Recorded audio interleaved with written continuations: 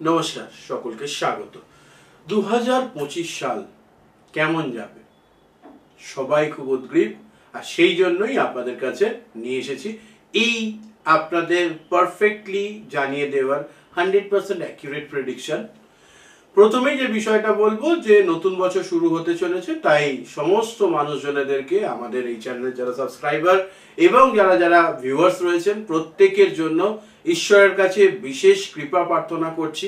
আপনাদের প্রত্যেকের 2025 খুব ভালো যাক, আপনারা ভালো থাকুন, সুস্থ থাকুন এই কামনা করে শুরুতেই বলবো ওম গং গণপতায় নমঃ, ওম নমঃ শিবায়, জয় মা তারা, জয় মা কামাখ্যা। সকলে ভালো থাকুন, সুস্থ থাকুন। এবার শুরুতে যে বিষয়টা বলবো, কয়েকটা জিনিস এখানে বোঝার আছে। অলরেডি আপনারা জেনে গেছেন 2025 মঙ্গলের বছর নিউমারোলজি বা সংখ্যাতত্ত্বের বিচারে হতে চলেছে। এবার বৈদিক শাস্ত্রে যেহেতু এটা বৈদিকের বিষয়, ফলে বৈদিক অ্যাস্ট্রোলজিতে এই যে প্রথম দিন, যেই দিনটাতে সূর্যোদয় হচ্ছে অর্থাৎ 1 জানুয়ারি 2025, সেই দিনের সাপেক্ষে এবং তারপর সারা বছর জুড়ে বড় বড় গ্রহ, যেমন আমাদের সবচেয়ে ইন্টারেস্টিং অ্যান্ড ইম্পর্টেন্ট সেটা হচ্ছে শনি গ্রহ এই বছর রাশি পরিবর্তন করবে, সেটা সবচেয়ে ইম্পর্টেন্ট হতে চলেছে। ফলে এই শনি গ্রহের রাশি পরিবর্তন 12 রাশির উপর কি রেজাল্ট নিয়ে আসে সেটা কিন্তু খুব গুরুত্বপূর্ণ একটা বিষয়। 7.5 এবং অন্যান্য বিষয়ের উপরেও পরিবর্তন হতে চলেছে, সেটা নিয়েও আলোচনায় থাকবে। ফলে সবাই একটু যত্ন করে পুরো বলে দেওয়া বিষয়গুলো শুনুন। মাঝপথে ছেড়ে গেলে পরে অর্ধেক শোনা হবে, আর অর্ধেক পাওয়া জ্ঞান কিন্তু ক্ষতিকর হয়, আপনারা প্রত্যেকেই জানেন। শুরুতে যেটা বলবো, চ্যানেল সাবস্ক্রাইব করে সঙ্গে থাকতে ভুলবেন না, আর আপনাদের প্রিয়জনদের সাথে এই সুন্দর চ্যানেলটিকে একটু শেয়ার করে নেবেন। ভালো থাকুন। চলে আসবো গ্রহ গোচর নিয়ে।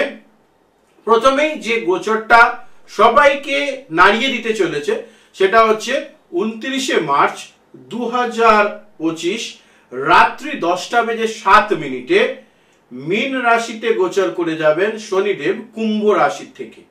তার কি ইম্প্যাক্ট সেটা নিয়ে হবে আলোচনা, এবং এই যে পরিবর্তন, এই পরিবর্তনের ফলে কিন্তু বেশ কিছু 7.5 এবং ঢাইয়া বা কন্টকা শনিতে পরিবর্তন আসতে চলেছে।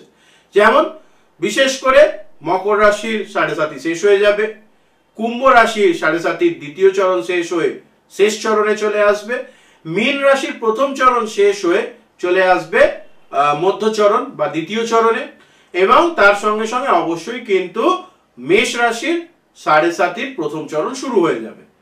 কন্টকা শনির ক্ষেত্রে অবশ্যই যেটা পরিবর্তন আপনারা দেখতে পাবেন সেটা হচ্ছে কর্কট রাশির কন্টকা শনি বা ঢাইয়া শেষ হয়ে যাবে, ঢাইয়া যাকে বলেন আপনারা, সেটা শেষ হয়ে যাবে, এবং শুরু হয়ে যাবে কিন্তু অবশ্যই সিংহ রাশির আড়াইয়া শনি শুরু হবে।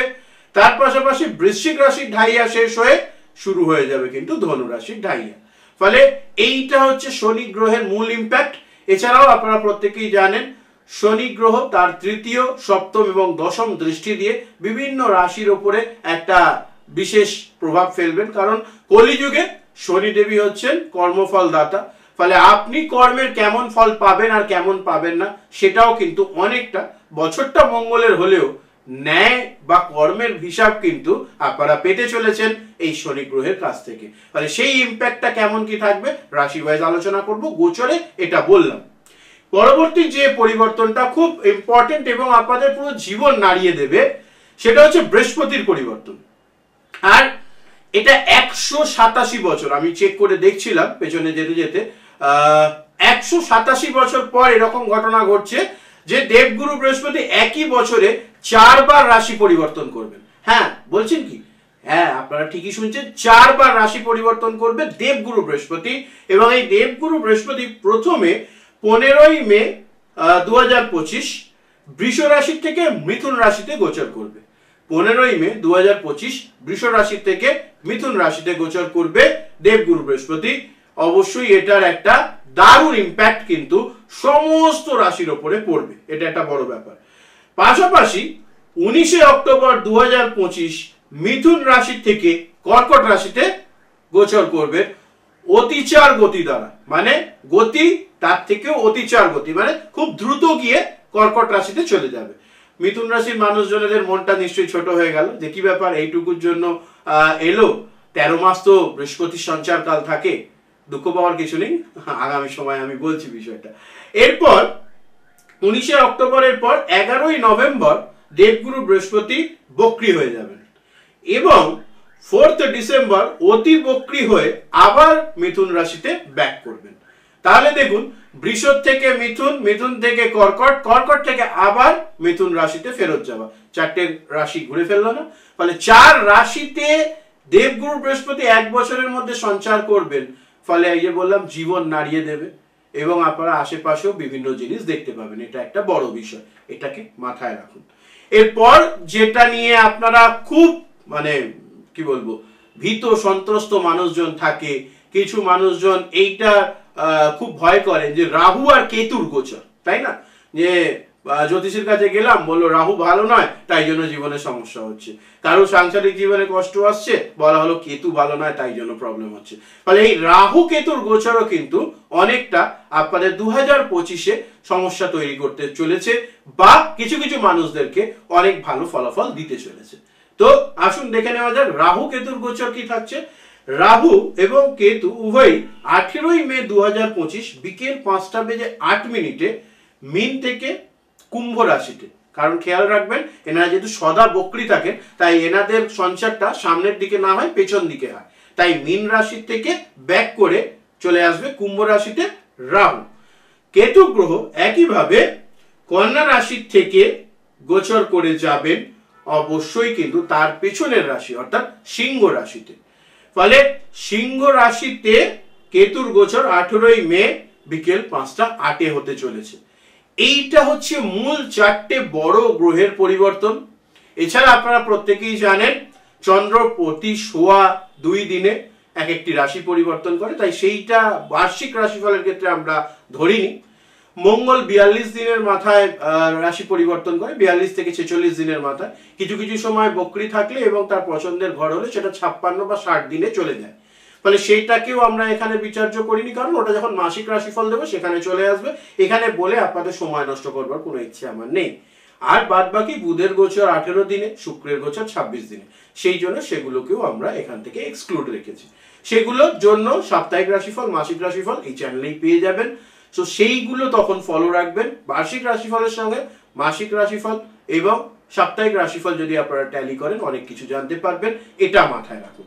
সেই মতো আপনারা আমি বলে দেওয়া কথাগুলো ফলো করবেন, প্রিকশন রাখবেন, ভালো থাকবেন। ঠিক আছে? তো এই ছিল আপনাদের গ্রহ গোচর, যার দ্বারা সারা বছরটা নিয়ন্ত্রিত হতে চলেছে। আসুন এবার পরপর রাশি ওয়াইজ আলোচনায় আমরা চলে যাই।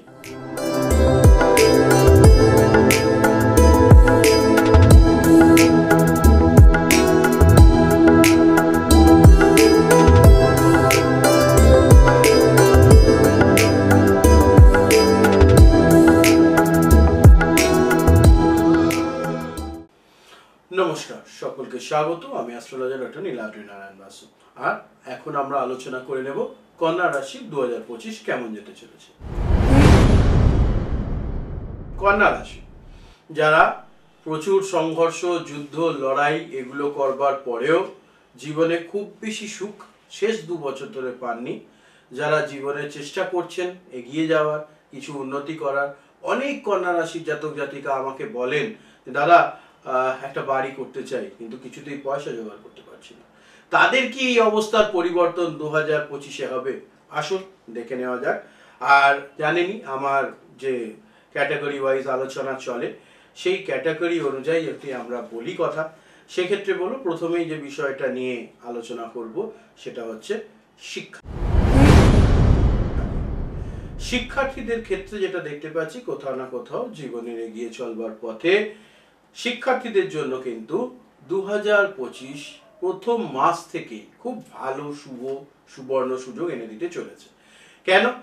বিশেষ করে আপনাদের রাশি থেকেই নবমে বৃহস্পতির অবস্থান, দেবগুরু বৃহস্পতির কৃপা আপনাদের উপর থাকবে এবং পরবর্তীতে যখন আপনাদের রাশি থেকে অবশ্যই সপ্তমে শনি গ্রহের গোচর হবে, অর্থাৎ মার্চ মাস নাগাদ, সেই সময় থেকে কিন্তু ক্রমশ আপনারা ভালো কিছু করা শুরু করবেন এবং এই ভালোর বিষয়টা আরো ভালো হবে যদি আপনারা একাগ্রতার সঙ্গে সময় দিতে পারেন।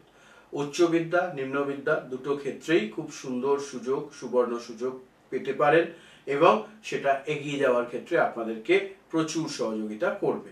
নিশ্চিত এটা আপনাদের জন্য ভালো বার্তা বয়ে আনছে। পাশাপাশি যে বিষয়টা বলবো সেটা হচ্ছে কোথাও না কোথাও যারা রিসার্চ ওয়ার্কের সঙ্গে যুক্ত, কম্পিটিটিভ পরীক্ষা দেবেন, তাদের ক্ষেত্রেও কিন্তু দেখতে পাচ্ছি সেটা হচ্ছে কম্পিটিটিভ এক্সামে সাফল্য রয়েছে। বাড়ির থেকে দূরে হয়তো জব ফিক্স হওয়ারও সম্ভাবনা রয়েছে। ফলে যারা কম্পিটিটিভ এক্সাম থেকে চাকরির জন্য উত্তীর্ণ হতে চাইছেন তাদের জন্য কিন্তু 2025 বেশ কিছু ভালো বার্তা বয়ে আনছে। দুটো জিনিস খেয়াল রাখতে বলবো, এক, বড্ড বেশি নেগেটিভিটির মধ্যে চলে যাচ্ছেন, মানে পড়াশোনা করতে বসলেই হয়তো এই সময় এমন একটা ফিলিং আসবে যে এত চেষ্টা করছি, আদৌ সফল হতে পারবো তো, আমি জিততে পারবো কিনা। ফলে এই ধরনের নেগেটিভিটি মন থেকে দূরে সরিয়ে দিন, কারণ নেগেটিভিটির মধ্যে থাকলে পরে কিন্তু ভালো রেজাল্ট হওয়ার সম্ভাবনা কম হয়ে যায়। ফলে এই বিষয়টাকে অবশ্যই মাথায় রাখবেন, সেটা আপনাদের জন্য খুব ভালো ফলাফল দেবে। চলে আসবো এরপর যেটা বলবো সেটা হচ্ছে যে কেরিয়ার নিয়ে আলোচনা। কেরিয়ারের ক্ষেত্রে সবসময় প্রথমে আলোচনা করব আমরা যারা বেসরকারি চাকুরির সঙ্গে যুক্ত তাদের ক্ষেত্রে। যে সমস্ত মানুষজন বেসরকারি চাকুরির খোঁজ করছেন তাদের জন্য কিন্তু 2025-এর প্রথম মাসই কিন্তু মোক্ষম সময় হতে যাচ্ছে, কারণ সেখানে শুক্র শনি একসঙ্গে ষষ্ঠে থাকবে। ফলে শুক্র শনির একসঙ্গে থাকা কোথাও না কোথাও কিছু প্রাপ্তি ঘটানোর দিকে এগিয়ে দেবে। এবার সেই ক্ষেত্রে যদি আপনি চাকরির অন্বেষণ করছেন তাহলে চাকরি হবে। তো সেই ধরনের শুভ সূচনা কিন্তু মাসের প্রথম থেকেই শুরু হচ্ছে। পাশাপাশি দুটো জিনিস খেয়াল রাখতে বলবো, যেটা হচ্ছে যে অবশ্যই যদি 5 বার পরীক্ষা দিয়ে বা ইন্টারভিউ দিয়ে আপনার সিলেকশন হয়নি, ষষ্ঠবারের জন্য ট্রাই করুন, কারণ এই সময়টা আপনাদের পরীক্ষার সময়, আপনাদের পরীক্ষা নিচ্ছেন সারা বিশ্ব ব্রহ্মাণ্ড বা ভগবান। ফলে সেই পরীক্ষা সেই মতো উত্তীর্ণ হতে হবে, সেটার চেষ্টা করুন, ডেফিনেটলি ভালো ফলাফল পাবেন। এর পাশাপাশি যেটা বলবো, যারা অলরেডি জব করছেন তাদেরও বেশ কিছুদিন ধরে একটা সমস্যা হচ্ছে যে একই জায়গায় জব করছেন, মানে জবটা সুইচ হচ্ছে না, জবটা চেঞ্জ হচ্ছে না, বা যেখানে জব করছেন সেখান থেকে উন্নতি হওয়ার জায়গা দেখতে পাচ্ছেন না, বা কাজ একই করছেন বা তার চেয়ে আরো ভালো কাজ করছেন। একটা সময় পর তো মানুষ রেগুলার কাজ করতে করতে করতে করতে তাদের যে স্কিল সেটা তো ডেভেলপ হয়ে যায়। সেই স্কিল ডেভেলপ হওয়ার পরেও আপনাদের স্যালারি বা অন্যান্য বিষয়ে কিন্তু খুব একটা পজিটিভ কিছু দেখতে পাচ্ছেন না।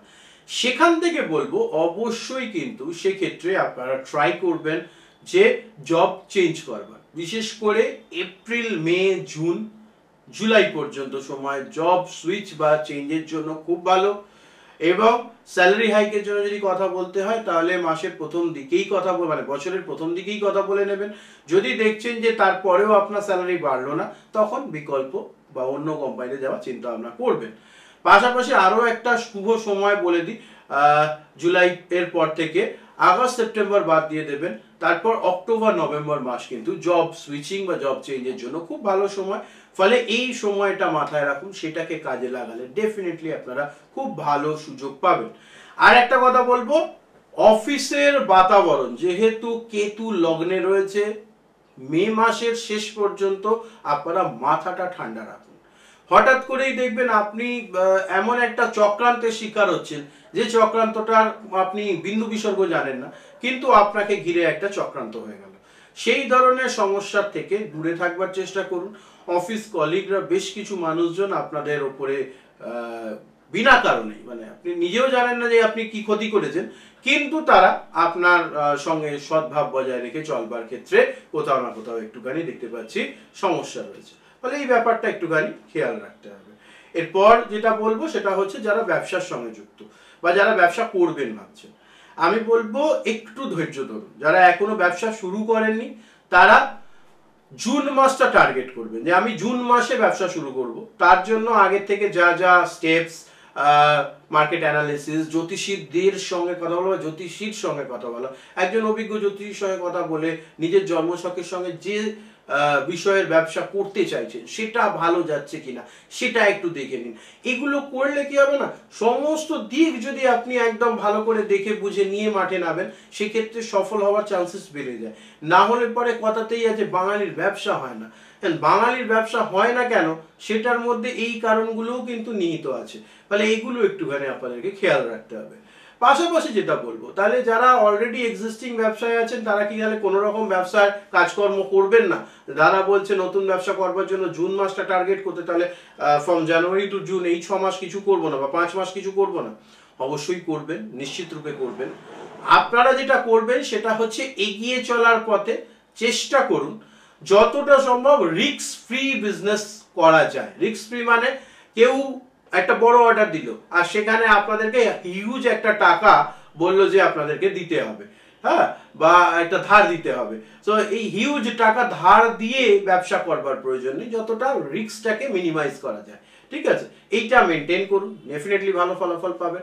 নতুন ইউনিট স্থাপন করতে চাইছেন, কর্মী নিয়োগ করতে চাইছেন, কর্মী নিয়োগের জন্য সারা বছর সময়টা ভালো, যখন খুশি করতে পারেন। খেয়াল রাখবেন কাউকে দায়িত্ব দেবেন না, নিজের ব্যবসার জন্য নিজে কর্মী নিয়োগ করবেন, সবচেয়ে বেটার হবে। ঠিক আছে, নতুন ইউনিট স্থাপনের জন্য জুন মাসের পরবর্তী সময় ক্রমশ ভালো। আর যদি একান্তই করতে হয় তাহলে 30শে মার্চের পরে করবেন। আমি কিন্তু ডেট গুলো মেনশন করছি, তো আপনারা এই ভিডিওটা সংগ্রহে রাখলে ডেফিনেটলি ভালো ফলাফল পাবেন। এর সঙ্গে আমি বিশেষ বিশেষ সময় মাসিক রাশিফল আর সাপ্তাহিক রাশিফল আলাদা করে বলে দেবো। ফলে যারা এখনো চ্যানেল সাবস্ক্রাইব করেনি তারা চ্যানেল সাবস্ক্রাইব করে একটু বেল আইকনটা টিপে রাখবেন যাতে নতুন ভিডিও আসলেই আপনারা পেতে থাকেন। আর প্রত্যেককে অনেক অনেক ধন্যবাদ এই কন্যা রাশির ভিডিওগুলোতে এরকম হাজার হাজার ভিউজ দেওয়ার জন্য। থ্যাংক ইউ, সত্যি আপনাদের প্রতি আমি একদম কৃতজ্ঞ। Thank you so much. চলে আসবো এর পরের যে বিষয়টা, সেটা হচ্ছে ব্যবসায়ীদের ক্ষেত্রে যারা অলরেডি এক্সিস্টিং ব্যবসায় রয়েছেন এবং মনে করছেন অন্য কোনো ইউনিট খুলে নেবেন বা ব্যবসাটা অন্য একটা ধাপ শুরু করবেন আর কি, তাদের জন্য বলবো মার্চের 30 তারিখের পরবর্তী সময় ভালো। প্রথম 2 মাস ভালো করে প্ল্যান করে নিন, 3 নম্বর মাসে কাজ করা শুরু করবেন অ্যান্ড এপ্রিল থেকে আপনাদের কাজ শুরু হবে ভালো করে, এটা মাথায় রাখুন। ঠিক আছে, এবং এটা যদি মেনটেন করতে পারেন সেক্ষেত্রেও কিন্তু সফলতার সুযোগ খুব ভালো রয়েছে। এরপর চলে আসবো কেরিয়ারের পরে আর্থিক বিষয় নিয়ে আলোচনা। একটু থেমে থেমে অর্থ আসবে। হয়তো আপনি কারোর কাছ থেকে 10,000 টাকা পান, সেটা এককালীন না পেয়ে আপনি 1000 টাকা করে 10 বারে পাবেন। খেয়াল করুন এই যে খুচরো টাকাগুলো আসছে সেই টাকাগুলো যেন বাজে খরচা না হয়, কারণ এই সময় বাজে খরচা হলে প্রবলেম একটু বেশি হবে। ফলে এই ব্যাপারটা মাথায় রাখতে হবে, এই ব্যাপারটাকে খেয়াল করুন। তার সঙ্গে সঙ্গে আরো একটা বিষয় বলবো, সেটা হচ্ছে যে কি চাকুরিজীবী কি ব্যবসায়ী উভয়ই কিন্তু এই সময় একটা ফিক্সড অ্যাসেট হওয়ার সম্ভাবনা রয়েছে, মানে এই সারা বছর জুড়ে, বিশেষ করে মার্চের পরে। এবার আপনারা বলবেন দাদা কি ভুলভাল বলছেন, হাতেই খাওয়ার পয়সা নেই আর আপনি বলছেন নাকি বড় ইনভেস্টমেন্ট হবে বা আমরা গাড়ি বাড়ি এগুলোতে করতে পারবো। একটু ধৈর্য ধরুন, সময় নিন, যেভাবে কাজ করছেন সেভাবে এফর্ট করুন, আরো এফর্টটা বাড়ান, দেখবেন অবশ্যই এটার একটা শুভ প্রভাব আপনারা পেতে চলেছেন। ফলে ইন্ডিকেশন রয়েছে ভালো কিছু হবার, এবং আমি বলবো হাতে পয়সা আসলেই উড়িয়ে না দিয়ে সেটাকে একটু জমা করলে পরে বেটার রেজাল্ট আসবে, সেটা মেনটেন করুন, নিশ্চিত ভালো ফলাফল পাবেন। আর্থিক বিষয়ের পরবর্তীতে যেটা বলবো সেটা হচ্ছে যে একটু সেভিংস এর পাশাপাশি ইনভেস্টমেন্টে চিন্তা ভাবনা করতে পারেন। খেয়াল করবেন শেয়ার মার্কেটের টাকা কিন্তু আপনাদের জন্য ভালো নয়, ফলে এটা একটা সতর্কবাণী দিলাম, এটা মাথায় রাখবেন। অর্থাৎ কন্যা রাশি জাতক জাতিকারা ভুলেও শেয়ার মার্কেটে ইনভেস্টমেন্ট করে বড় লোক হওয়ার চিন্তা ভাবনা করবেন না, এটা আপনাদের জন্য নয় আর কি। 2025-এর মোটামুটি 7 মাস, প্রথম 7 মাস অর্থাৎ জুলাই পর্যন্ত। আচ্ছা, তারপর যদি করতে হয় তখন আমি মাসিক রাশি ফলে বলবো। চলে আসবো রিলেশনশিপ নিয়ে আলোচনা। রিলেশনশিপ, কন্যা রাশির রিলেশনশিপের ক্ষেত্রে যেহেতু লগ্নে কেতু ছিল, সেক্ষেত্রে আপনাদের জন্য যেটা ভালো, আপনাদের জন্য যেটা প্রয়োজনীয়, সেই বিষয়গুলোর থেকে আপনাদেরকে দেখবেন যে কিছু কিছু মানুষের সঙ্গে আমরা যখন মিলিত হই না, বা তাদের সঙ্গে আমাদের যখন যোগাযোগ হয়, অনেক সময় হয় কি সেই মানুষটা আমার জীবনে চিরজীবনের জন্য থাকতে আসেনি, মানে সেই ধরনের কিছু মানুষজন জীবন থেকে চলে গেছে। যাদের এখনো রয়ে গেছে তার মানে জানবেন এরা কিন্তু আপনাদের সঙ্গে থাকতেই এসেছে। ফলে সেই ধরনের মানুষজনদের সঙ্গে একটা লং লাস্টিং রিলেশনশিপের চিন্তা ভাবনা করতে পারেন, বিশেষ করে যারা প্রেম জীবনে আছেন। যারা সিঙ্গেল আছেন তাদের ক্ষেত্রে বলবো অনেকটা সময় সিঙ্গেল থেকেছেন, এবার মোটামুটি আমি দেখতে পাচ্ছি বিবাহের দিকে অগ্রসর হওয়ার জন্য একটা রিলেশনশিপ আপনাদের লাইফে আসবে। সেক্ষেত্রে অবশ্যই 30শে মার্চের পরবর্তী সময় খুবই সুন্দর, খুবই ভালো, এবং এই সময়ের পরবর্তীতে যারা আসবে তারা কিন্তু একটু আপনাদের জন্য পারফেক্ট মানুষ হতে চলেছে। জাতকদের ক্ষেত্রে জাতিকা, জাতিকার ক্ষেত্রে জাতক, এটা একটা ব্যাপার। ফলে এইটাও কিন্তু খুব পজিটিভ দিক। যারা দাম্পত্য জীবনে রয়েছেন সম্পর্কের ক্ষেত্রে বলবো মোটামুটি খুব একটা খারাপ দেখছি না। একটুখানি সঙ্গী সাথী শরীর স্বাস্থ্য নিয়ে টেনশন, বাড়ির মানুষজনদের হেলথ নিয়ে একটু ইস্যু হতে পারে, বাদ বাকি সব মোটামুটি ভালো।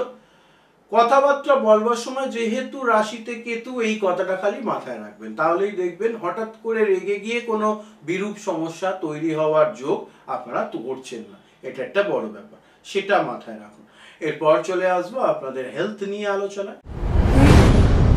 শরীরের ক্ষেত্রে যেটা দেখতে পাচ্ছি, একটু পেটের গন্ডগোল সারা বছর জুড়ে, মোটামুটি আগস্ট সেপ্টেম্বর পর্যন্ত এইটা একটু কষ্ট দেবে, এবং সেক্ষেত্রে আপনাদেরকে যেটা করতে হবে, লেট নাইট শুতে যাওয়াটা বন্ধ করতে হবে। মানে অনেকেই আছেন যে রাত্রি 2-3টে অবধি জেগে থাকেন, চেষ্টা করুন এটাকে 12টার মধ্যে নিয়ে চলে আসার। 11টার মধ্যে হলে তো আরোই ভালো।